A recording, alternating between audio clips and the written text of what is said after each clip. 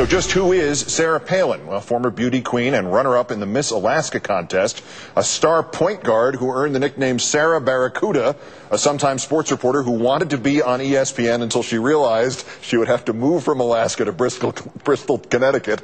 She married her high school sweetheart, Todd. They have 5 kids, eldest son, Track. Born during that athletic season. He is headed to Iraq on, wait for it, 9/11. Their daughters, Bristol, Willow, and Piper, and I'm wondering if Bristol and the ESPN thing are a coincidence. She also has a son born prematurely 4 months ago, Trig Paxson Van Palin, who has Down's syndrome. She started in the PTA, was elected to the city council, then mayor of her hometown, then governor 2 years ago. She says she is anti-corruption, anti-spending, pro-accountability, pro-life, pro-drilling in Anwar, pro-taking the polar bear off the endangered species list, and does not believe global warming is man-made. She was pro-Senator Stevens' bridge to nowhere before she was against it. She's also the most popular governor in the country, according to the polls. Approval ratings in Alaska of over 90%. I'm joined now by our own Rachel Maddow, whose new 9 p.m. Eastern show premieres here a week from Monday. Tick, tick, tick. Good evening. Thanks, Keith. Hi. Anything I missed on the Sarah Palin biography here? You did a pretty comprehensive job, given that she's received all of 5 seconds of national reporters' attention in her political life thus far. The only things I could add are that we know she enjoys moose as her favorite meat product.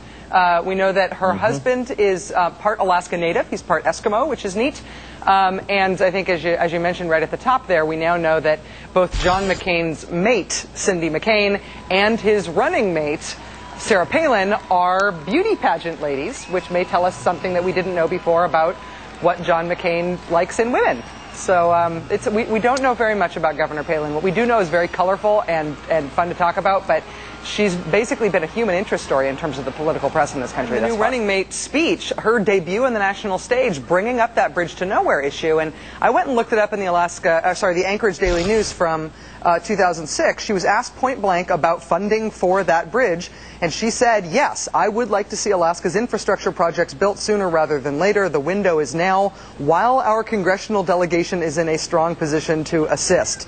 So as recently as 2 years ago, she was not only in favor of the bridge to nowhere, which she's now saying she wasn't, but she was also in favor of it on the basis of the fact that Alaska's congressional delegation was in a position that they could do it through earmarks.